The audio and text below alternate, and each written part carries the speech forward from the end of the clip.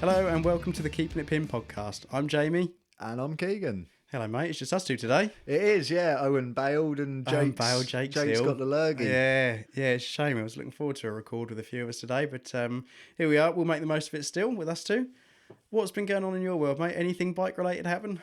No. I wish it had, but I stood on a plug and it kind of put me out of riding for a little Plug. Like a little wall while. plug? Yeah. So Brilliant. I had a TV that I broke and I'd left it downstairs. I went downstairs to get a bottle of water from the fridge, and lo and behold, the plug was on the floor. 2:00 in the morning. I didn't see it, but my God, did I feel it.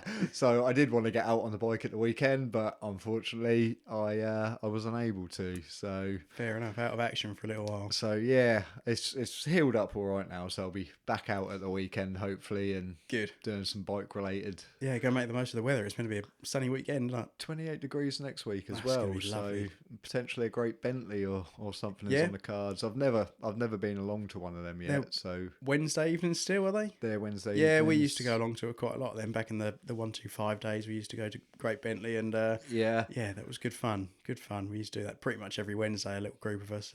Yeah, I think I'd done it on a 125, but I've not done it on the big bike yet. Yeah. So quite looking forward to that. It's like Yeah, you know, nice. a maiden voyage for it. Yeah, sort of good. thing. Anything planned for the weekend on it? Just ride. Just ride. Just ride. No plans. Just go. Yeah, literally. I want to. There's some really nice roads out sort of the back of Bradfield. Okay. So I really want to go and sort of do them on the bike. I've done them in the car, and I love them in the car. So I just thought, well, I'll love them even more on the bike. Yeah, yeah, fair enough. Different feeling on a bike to in a car. So Definitely.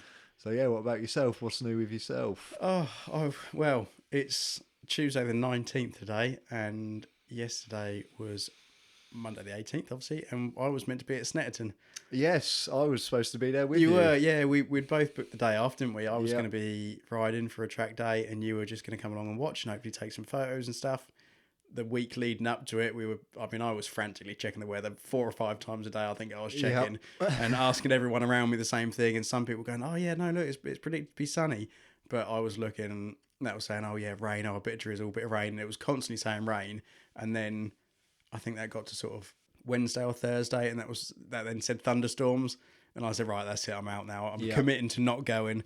Not that I wouldn't ever ride in the rain, but with one of the first days back after winter, I thought I don't want to bin it straight away. I haven't got wet, so I've only got DOT road tyres on it at the moment. So I thought, no, I'm not gonna risk it on this one. I'll just save me holiday, save my day up, and I'll go and do it. Hopefully this Thursday coming, but yeah. So it turned out that the weather was actually really quite good yesterday. Yeah, I was at work and I was thinking I shouldn't be here. Yeah. I should be at Snet Yeah. with the boys watching motorbikes and having fun. Yeah, my mate of mine, Melvin, went and he was sending me pictures throughout the day of just blue skies, and it was absolutely lovely. He said there was one session that he was in that got a bit of drizzle, but he said by the time the next group went out, it was all dry again, and that was it for the day. Yeah. He said it was so quiet as well. 9 people in advance, I think. So, yeah, a proper quiet track day that we missed out on, but obviously everyone else had the same forecast as us and didn't bother going. So, Thanks to Matt. yeah, thanks very much. You cost me a good day there. But yeah, fingers crossed, we're booked in, or we're going to be booked in for the 28th, so next Thursday instead. Hopefully get some actually nicely predicted weather, and hopefully it ends up being true. It is supposed to be really nice next week. We're supposed to have some really nice weather. Yeah, like I say, good weekend. I think the week following is going to be a little bit more questionable, but we'll see. Fingers crossed.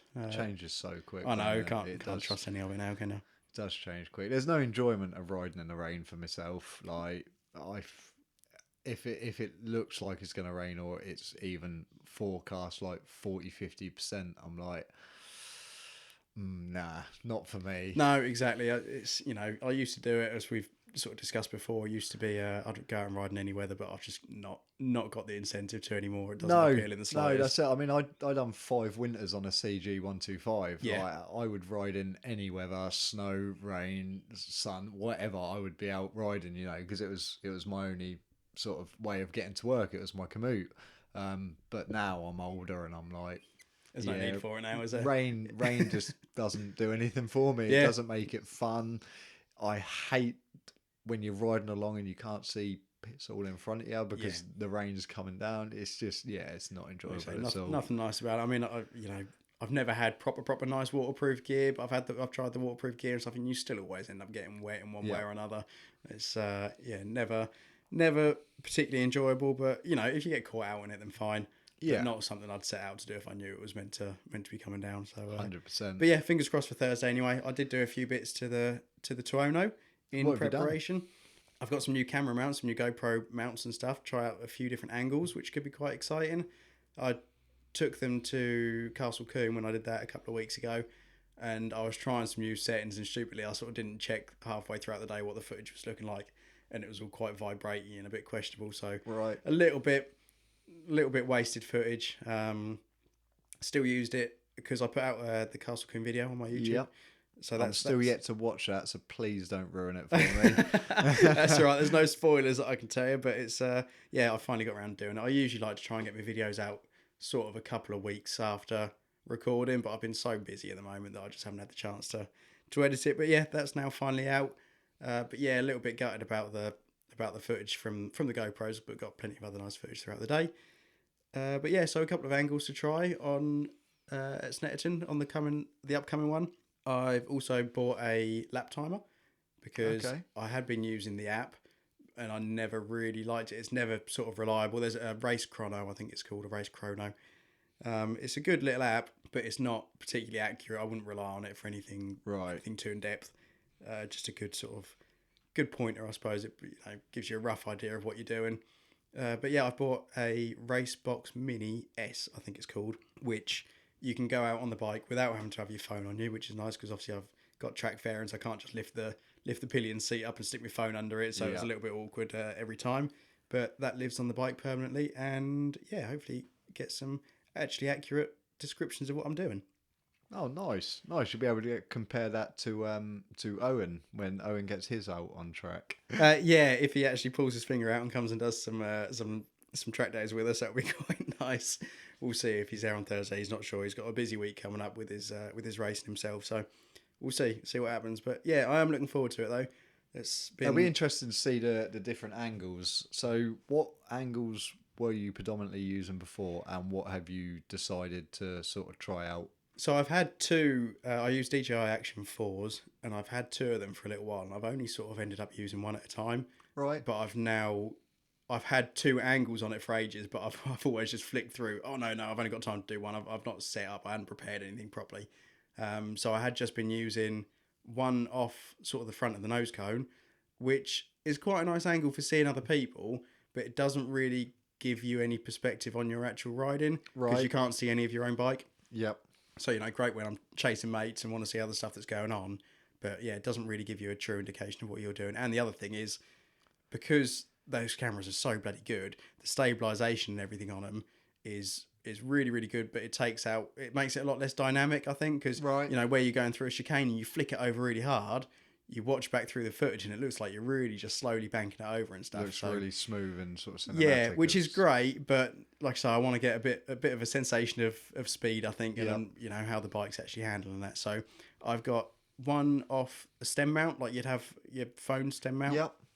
I've set one up there, so it sort of looks like it's from the tank, but you're not actually allowed a camera on your tank for track days. Right, okay. So it's sort of as close as you can get is by having it on the stem. So you can see a little bit of the dash. You'll be looking through my front screen and still be able to see everything around you, as well as seeing the clocks as well. So that'll be quite interesting. Okay.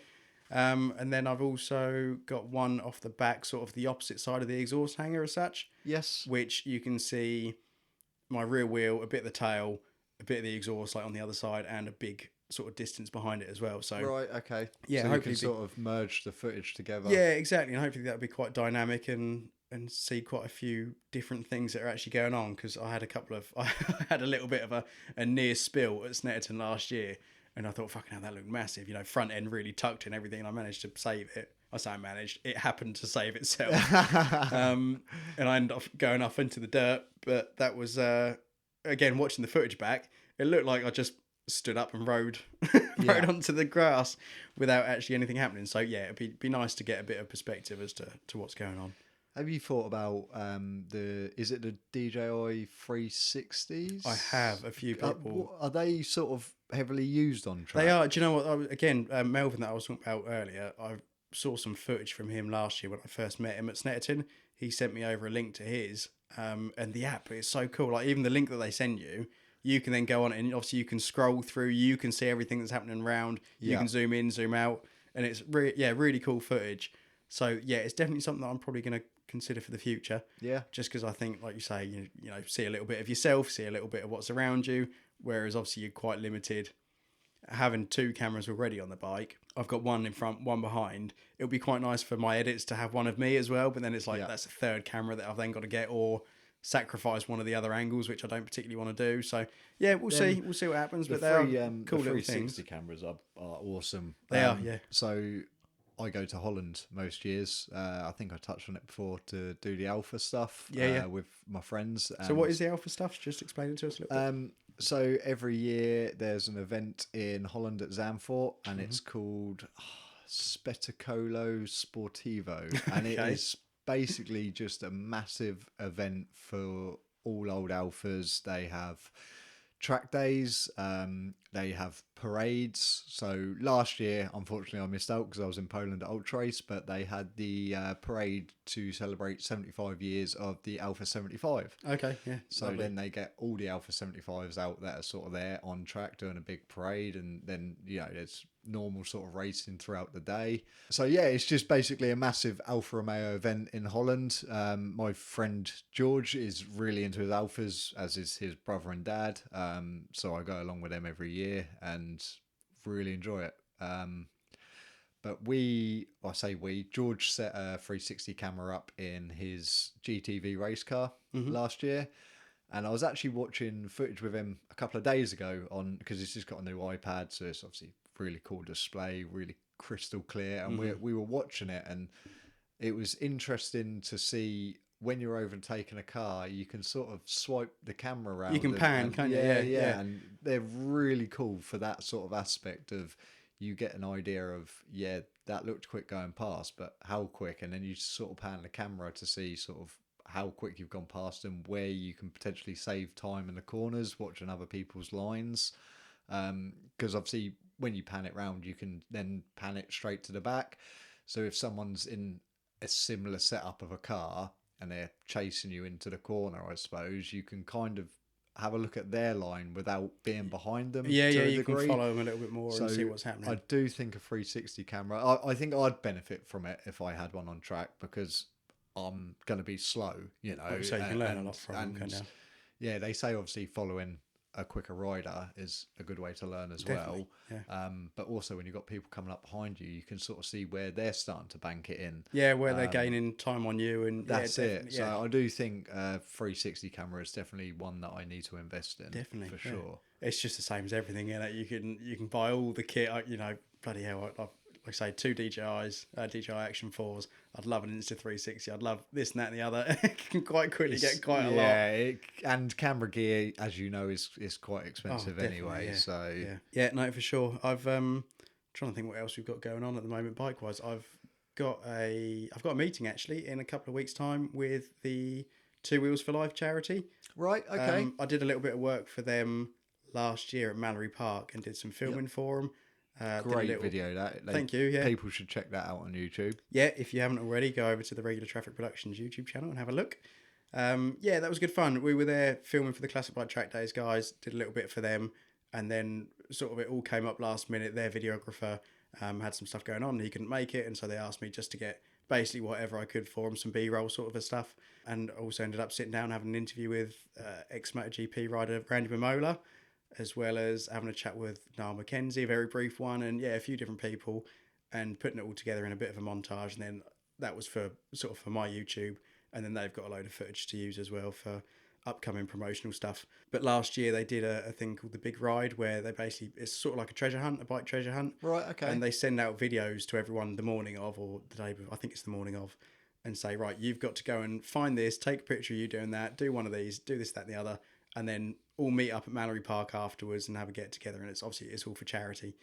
And they've asked me to get involved with a bit of filming for them again this year. So that could be very interesting. They're a great charity. Really, really recommend anyone that is into that sort of thing going and having a look at what they do. They basically provide bikes and training on how to use the bikes and how to maintain them over to Africa, so that paramedics and midwives and people like that can get out to villages that don't have access to that sort of thing. You know, bit more remote. Exactly, yeah. So they can get that sort of care twice as quick. So yeah, really, really good charity. Definitely worth going and checking it out. They're obviously not sending out KTMs then, because they'd probably break down en route. No, exactly. Yeah.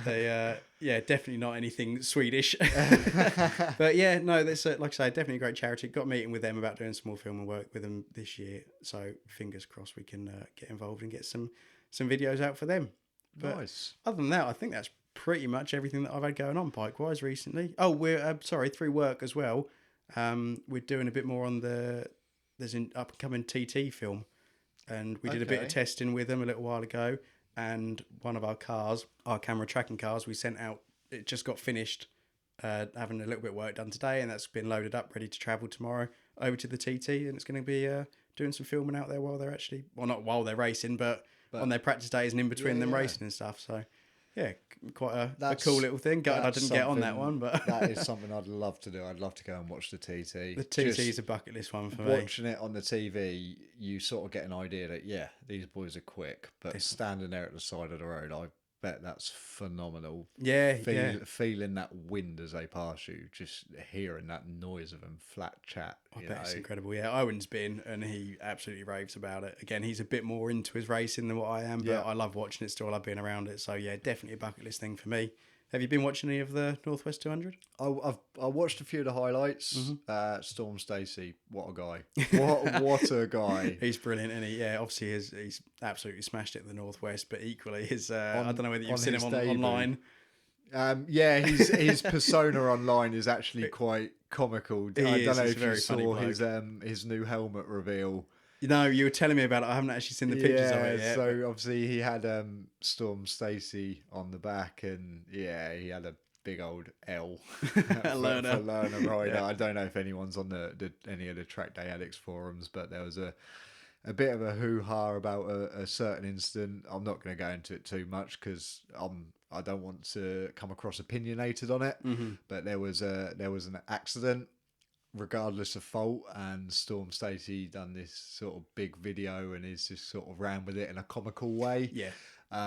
Which, I quite like to see that. I like to see a bit of comedy around serious matters, I guess, because I think it highlights that the sport, it is a dangerous sport. Even just doing a track day, it is so dangerous, and you've still got to very much ride your own ride. You've got to be very aware of everything around you.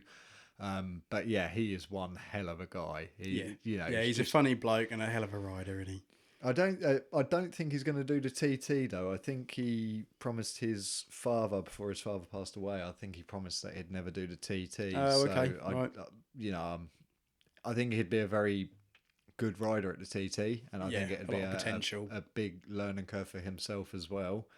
And it'd be interesting to see him do a lap, but who knows? Yeah, who knows? Yeah, fair enough reason not to do it, really, innit? So fair play to him. But yeah, no, other than that, I've been watching the highlights on the BSB. Anything that I've come across on YouTube, again, I'm pretty terrible at following it and keeping track of who's in what position and scores and whatever else. Yep.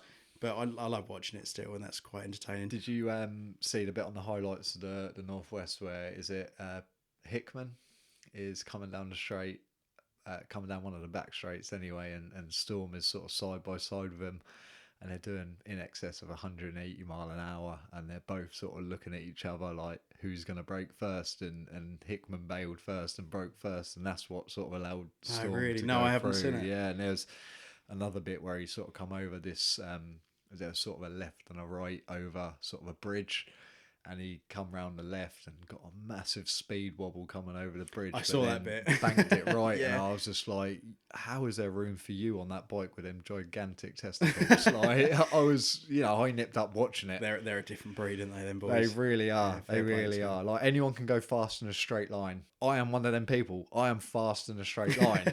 Give me a corner, I crap myself. Yeah. Because it's like, still very much still a learning curve for myself. But watching these boys go around corners, and you're like, yeah, fair play to you. Like you say, they're just a step above everyone else. I mean, you see track day footage and stuff of, BSB, World Superbike guys or whatever, out on track with, even in an advanced group, just on a normal track day, and they're absolutely flying in comparison. They make everyone look leaps like and standing bounds still. Ahead. Yeah. Yeah, there's some quick riders out there. It will be interesting to see the TT this year for sure. I'll definitely, that is one that I will probably keep track on the TV. I've got a few mates that are actually riding over to watch it, and I'm gutted that I passed my test too late to be involved in that. Okay, yeah, yeah.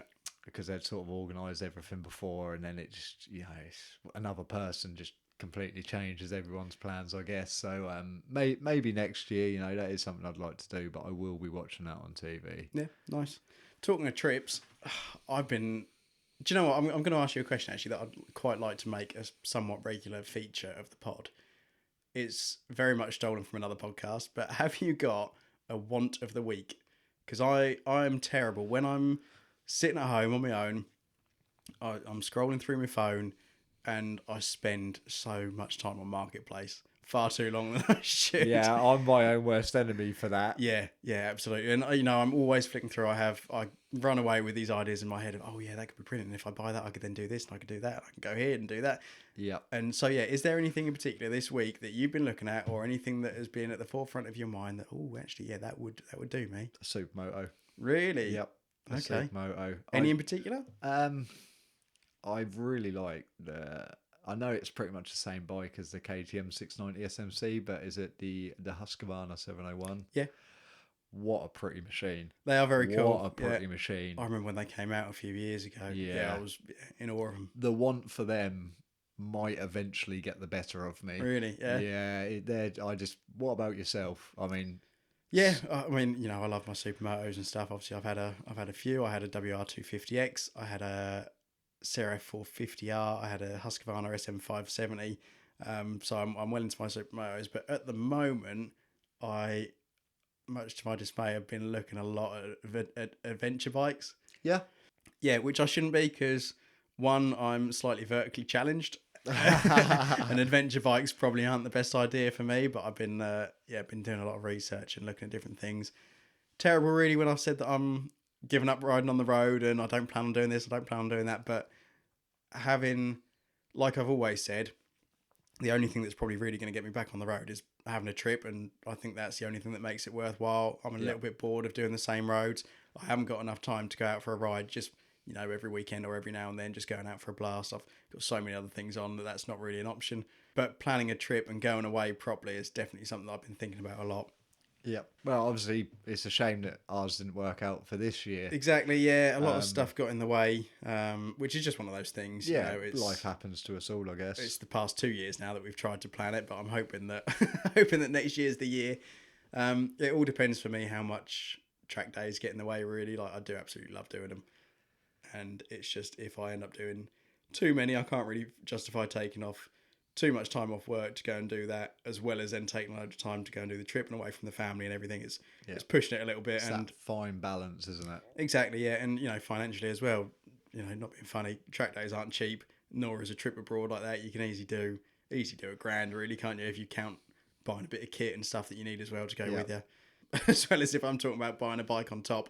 But yeah, no bikes in particular at the moment. Just fancy something adventure. Just something adventure. I was looking at the Keepin It Italian, the Aprilia Capanard or Capanard. I'm not sure how you pronounce it. I think I've seen that same one. engine as what's in my Tuono, basically. Right, okay. But a little bit tuned down and a bit more upright. Adventure. What is the BMW adventure bike with the same engine as the S1000? Is it the XR1000? I think so. Yeah, fairly modern God. One. Yeah, that would be cool. Yeah, I see. Again on the Track Day Addicts page, obviously when you're scrolling through doom scrolling on the toilet, wherever you doom scroll, I saw a bloke and he was putting this XR1000 round Snetterton. I've not seen something that quick on an adventure bike, and I was like, that is cool. Yeah. That is so cool. The fact that, yes, you've got an adventure bike that is fast, but you're putting your adventure bike on track. Yeah. Do you watch much of the 44 Teeth stuff? I started watching a bit of it. I watched a couple of their videos, mainly when I was looking at buying, because at first, obviously, I wanted an S-Rad. And they done a really good video of the S-Rad versus the ZX7. Yeah, their budget bike battles. Yeah, and that was kind of what swayed me more to go for the ZX7R as opposed to the S-Rad. But I'm pretty bad. I haven't really been watching much sort of YouTube or Right, TV okay. at all really recently. Well, they did a they do a lot of obviously new bike reviews and stuff like that, and I think that was a Multistrada that I watched a video of. This was Right. probably a couple of years ago now, but again they boogie fairly on them bikes. They Yep. don't half hang about. They put a few sport bike riders to shame doing stuff like that. Yeah, yeah. But yeah, no, it's incredible what you can actually do on a well set up bike, whether it's meant for doing that or not. Okay then. So if we had to say you can only have 2 bikes in your garage, God, don't one do this has to to me. be an adventure bike, Yeah. and one has to be sort of maybe a sports bike. Okay. What would you be going for? See, it's a hard one because just let's start off with the sport bike side of things. I've got my 2ono with clip-ons and whatever. It's basically a Millie without fairings at the moment, and I absolutely love that bike. I've got no intentions of selling it, which for me is quite surprising. I usually change my vehicles every 6 months, so I'm doing pretty well with that. I've had it for probably a year and a half, 2 years now, and yeah, no intentions of selling it. Even though there's bikes that I've always wanted to have that I could sort of justify if I got rid of it. So if all my bikes disappeared, I don't know if I would buy another one. I think it's that one that I'm attached to. Right. Because I've thought about selling that and buying a Millie just to save, transferring all of them bits over and doing the fairings and this and that and the other. I might as well buy one that's already done. But I can't do it. I love it too much. Yeah. And I don't know why. I don't know what it is about that bike. It's nothing special. It's not particularly shiny and fancy or nothing like that. Do you maybe think that it's the bike that you've had that you've gelled with the most? Definitely. And I think, to be honest, I think a part of that is like the community side of things around those bikes. Like there's a massive community forum. Griff from AP Workshops, who I've done a couple of videos with, and he's been a massive help, and he's so invested in them bikes, and then everyone around them as well. It's just, proper following for them, and the people that do love them really do love them. That being said, if that bike just disappeared, I've always wanted a 13 SR6.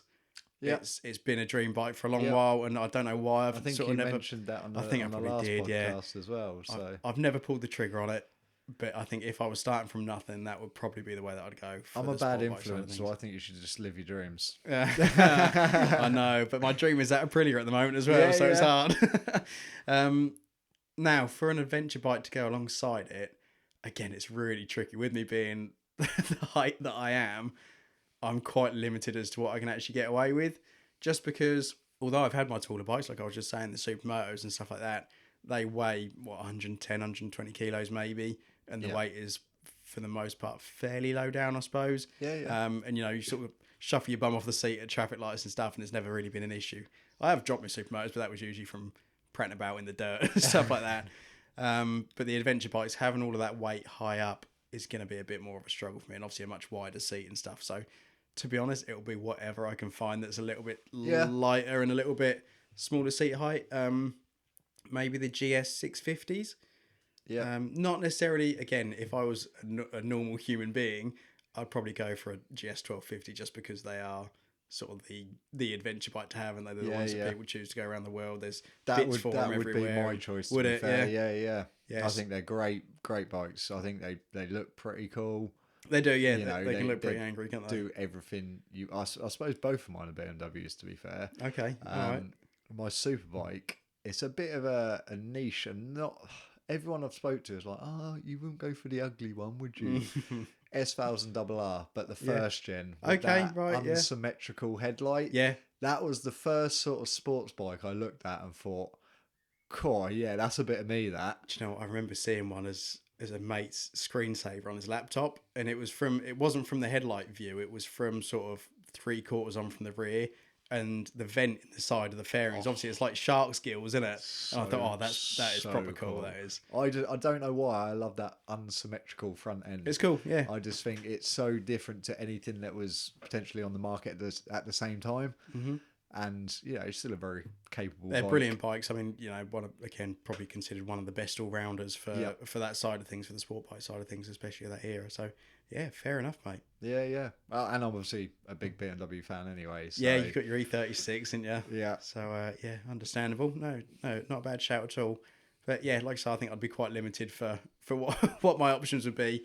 The other thing that I would quite like, actually, adventure bike wise, probably an older Africa Twin. So like the original shape ones with the round headlights. They're the sort of the big sort of alien bulbous lights. That's aren't it. they? Yeah. There's, do you know what? I can't remember. I can't remember the guy's name. There's a bloke on YouTube. I think he's an Aussie bloke, and he's gone the whole way around the world pretty much on his one. And I thought that's proper cool. Keeping an old bike alive and doing a proper trip like that. Yeah, it's quite a cool way of doing things. So that would probably be my other option. I'll tell you the first sort of program I watched, which was involved in adventure bikes, The Long Way Down. Yeah. With Ewan. Yeah, is it the long way round? Long way round. Long way down. Yeah, something like that. Yeah. But I watched that with my parents religiously every time that was on, and I was like, yeah, this is cool. Like that, just what a play. Like all different scenarios that you could potentially ride in, and they're smashing them all on this old GS. And I can't remember the guy's name who was involved in that. Is it Ewan McGregor? Yeah, I believe so. Yeah, it's something like that.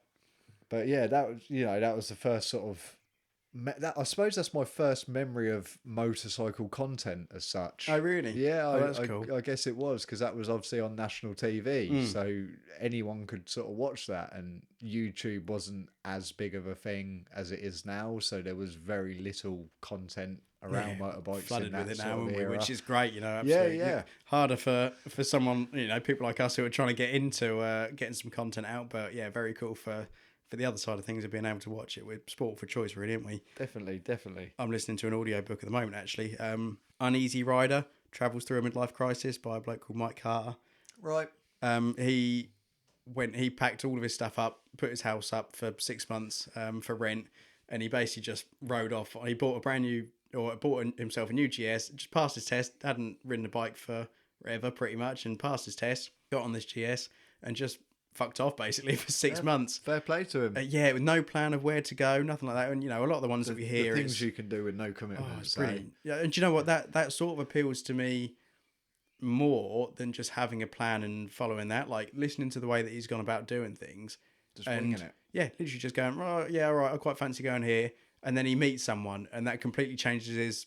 Or not change his plans, but it gives him, okay, the next 2 weeks I'm now going to be doing this. And he ends up staying with these people and going this place and doing that. And yeah, a really, really interesting read or listen if you're like me and you struggle with reading. Might have to check that out then. Definitely worth it. Yeah, great little book. But I think listening to stuff like that is what's got me sort of in the mood for a bit of travelling at the moment. Yeah.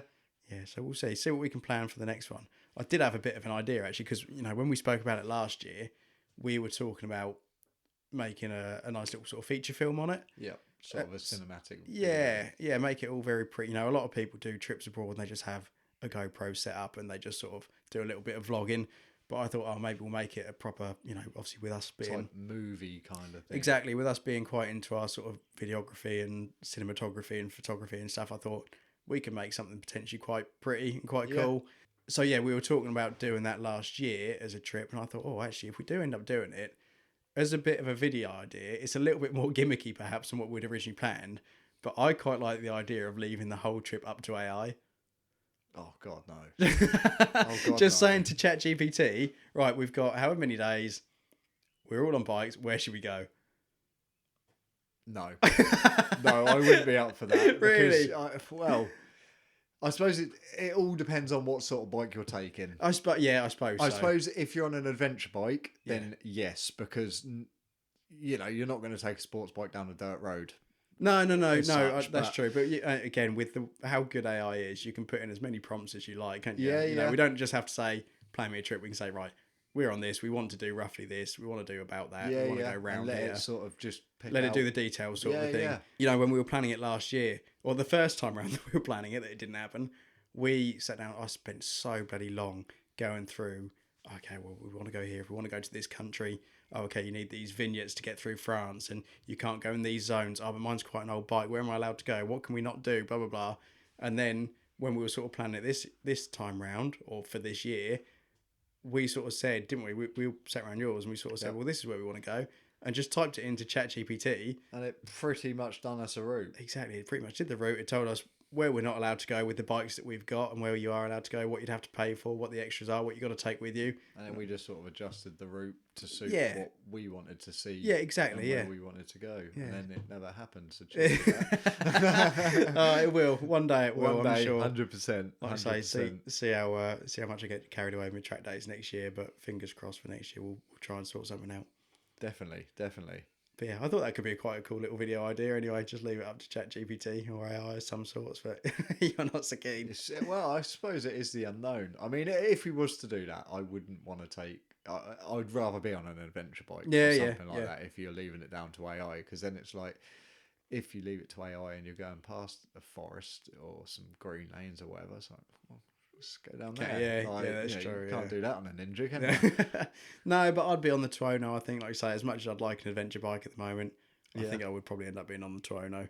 So yeah, I'd be in the same boat as you either way. Yeah. So shall we? What's your worst breakdown story? Oh bloody hell! I can't really get involved in this because I guess you have had a breakdown. Yeah, but it wasn't like... It wasn't a big one, but it was quite a significant one, though, wasn't it? It was your... But we did cover that in the last podcast. But just to catch up, give us a quick rundown of what happened. Obviously passed my test, first ride out on my bike, and my fuel relay went. So I managed to get all of 26 miles, probably even less than that on the bike. I'd literally gone down to my work, out of all places, because I was sort of, chuffed as hell to have passed my test. Yeah. And, they didn't know that I'd passed my test. So I was like, I'm just going to turn up on the bike, and they'll hear me. Like, they'll hear me coming. Yeah. And I did make it to work, and I just didn't make it anywhere else after that, really. No, fair enough. And then, my fuel relay just decided, nah, you've had your fun for today. And I ended up at the side of the road waiting for recovery. So shout out to my mate George, who actually finished early from work and came and grabbed me in the trailer. Oh, fair play. And we recovered it. But yeah, I guess that is my worst and only breakdown story to date. Touch wood. Yeah, I was going to say, let's try and keep it that way, shall we? Fingers crossed. But, it's an old 90s bike, so... I'm expecting more breakdowns in the time that I own it. Yeah. It's part and parcel of it. But what would you say your worst breakdown story is? Man, I had quite a big one. Now, I'm not going to name any names for this one because it did get a bit messy and I don't want to go into too many details on it, I suppose. But I was on my Husky that I mentioned just now, my 570 SMR. It had been... Being a Husqvarna, it was quite unreliable, naturally. And it had a lot of issues with it. Eventually thought, got it to a decent place, took it out for a ride in Colchester, I think we were, and riding it back, and I heard a bit of a rattling sound. I thought, oh God, no, here we go, gonna have issues. Didn't know what it was, sort of came to the verdict on my own that it was a clutch issue. I didn't want to ride it any further. On the way home, I didn't want to ride it all the way back to mine, so I stopped off in Ipswich at my mate Sam's house, and I said, look, I'm going to find my own way home. Am I right to leave this here? And we'll arrange getting it to a garage. I wasn't too sort of confident spannering back then, so I thought, take it to a garage, let them deal with it. I had an operation coming up. It was booked in on my knee as well at the time, so I thought, okay, well, if I take it to a garage, it'll be done quickly. I'll be able to hop on it, ride it home, park it up for me up, and then I'll be, right ready to go after I'm all healed up. So ended up pushing it all through Ipswich because, again, didn't want to ride it in the state it was in. Pushed it all the way to this garage, to it, like say, I'm not gonna name, and walked away. Thought, okay, brilliant. There's someone that mates had recommended and stuff before. It was meant to be pretty good. Left it with him. He said, oh, that would be done in so and so amount of time, a couple of weeks. And so, sort of a few weeks went by. I thought, I still haven't heard from him. I'll give him a call up just to, see how he's getting on. Oh, no, I haven't even started it yet. Right, okay, well, you did tell me if you... No, okay, it's not... Okay, all right, whatever, you're busy. Left it another couple of weeks, still didn't hear anything. Called him back again. Oh, yeah, no, still haven't started it. I thought, bloody hell, all right, time's getting on fairly... you told me it was going to be done fairly sharpish, and you haven't even looked into it. Another little bit of time went by, and I got a text or a call off him. And he basically said, oh, yeah, no, the whole bike's knackered, needs a rebuild. You need to, you need to decide what you want to do with it. I've already started tearing it apart. I've already got to this point with it. Basically, you're going to have to pay me for the work. And I was like, right, well, if you knew it was going to be something like that, if you knew it was going to be more in depth than what we'd initially discussed, should have contacted you should have let me know. Yeah. Anyway, I said, right, okay, well, it is what it is. If that's what it needs, put it back together. He said, yeah, there's water in the oil and whatever. The bike had been sitting for a little while, like I just said, though. But he said, yeah, water in the oil, probably head gasket, blah, blah, blah, blah. I thought, again, I was pretty green to bikes back then. So, yeah, I sort of left it with him. More and more time went on. He didn't do the work that he said he was going to do, or didn't get round to it in the time frame that he gave me and stuff. And it got to the point where he basically said, I had my operation at this point, and he basically said, oh, right, well, it's now sort of the engine's back together. All you need to do is put the exhaust on, put the fairings on, and that should run. I was like, right, okay, well, look, I'm not waiting anymore. I'll come and get the bike in the condition that it's in. I'll pay you what you need, and we'll just call it there, sort of thing. I want the bike back. I couldn't get it back myself, so my mate Ryan went and picked it up. I went and met him at his, and we were sort of messing around. We put the exhaust back on, put all the fairings back on. Right, okay, ready to go. Kick, nothing. Okay, right, well, let's just check the things that we've done. Plugging in fuel tanks and stuff like that. Yeah, no, that all looks all right. Kick, and we kept kicking it, and nothing was happening. Sort of checking the things that we weren't too clued up on. Yeah. But just, okay, well, obviously we'll check the spark plug, we'll check this, we'll check that. And eventually that did kick over, and that ran for about 2 minutes. We thought, fucking brilliant. Okay, finally we've got it somewhere. Maybe it was just a little bit stiff after the work that had been done. So I thought, okay, fine, we're finally there, turned it off. And I thought, oh, do you know what? Let's just see if it starts again now, or whether that needs a lot of kicking over again. Because obviously no electric start on it either. And left-hand kick start, just to make things even more tricky. But yeah, went to kick it again. It did start after a few kicks, and then that went clunk and stopped.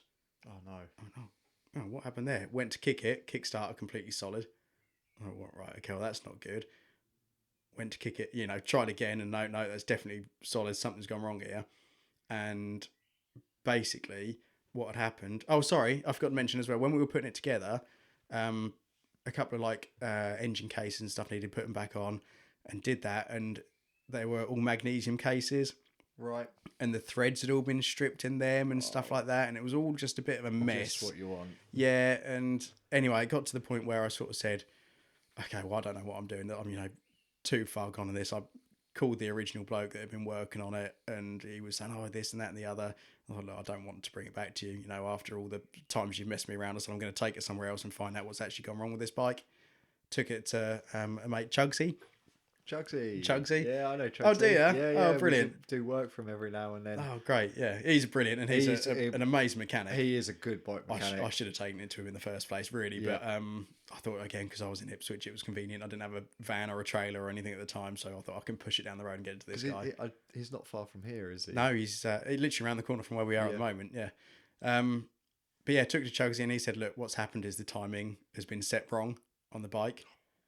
And so it was basically a tooth or two out. And so he said it's amazing that it ever ran, but obviously as soon as it did run, it then just gave up, basically. And bless him, he did it really quickly. He fixed it all. He obviously rebuilt whatever needed rebuilding at the time, and charged me half the price of what this other bloke did for not a lot of work. And I said to Chugsy at the time, I said, look, he said that this is the reason that he's done it. And Chugsy goes, no, if there was a little bit of oil in the water in the oil, he said it's just because of condensation from where it's been sitting a little while and stuff like that. And he said, it didn't need all of this work that you paid for. And we were going backwards and forwards with this guy, and it was a big drama. Anyway, Chugsy rebuilt it all and obviously got it all pucker. And so I thought, I'll take it out. And then what I forgot is that whilst it was at this original guy, I said, oh, also, since it's here, would you mind just chucking a new chain and sprocket on it for me? He said, yeah, no problem, I'll get that done. We took it out after Chugsy had worked on it.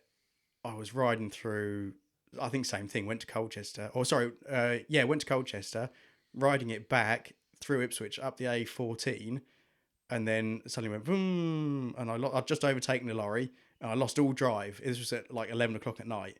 I gave it a couple of little revs, wondering what's going on here, and no, nothing. So luckily pulled into a lay-by and got off, and I was walking around the bike. No, okay, everything looks all right. Can't see anything obvious. Got to the back of the bike, and the sprocket was basically just laying on the swing arm, the rear sprocket, and I had a look, and that had cracked my rear hub. Oh, no. It had completely sheared. Oh, no. And I thought, oh, bugger, what's gone on? That could have been a lot worse. That sprocket had gone a bit sideways and jammed up. That would have thrown me off that bike. So I got very lucky. And we looked back through pictures that we'd been taking throughout the evening, and you can actually see different points in the evening, some of the nuts had come off the sprocket, where obviously this guy just chucked them on and not talked him up or whatever, and they come off. So yeah, ended up sitting in a lay-by for a long while, cracked hub, proper messy situation. Like I say, a lot of legal things going backwards and forwards, as you can imagine. So yeah, I'll leave it at that. I ended up spending the night in the lay-by in my mum's car. She came in and sat with me, and recovery took forever and this and that and the other. So yeah, a big messy one. Sorry, that's taken quite a while to tell that story, but obviously it was quite a big deal. Yeah. And yeah, that was my biggest breakdown.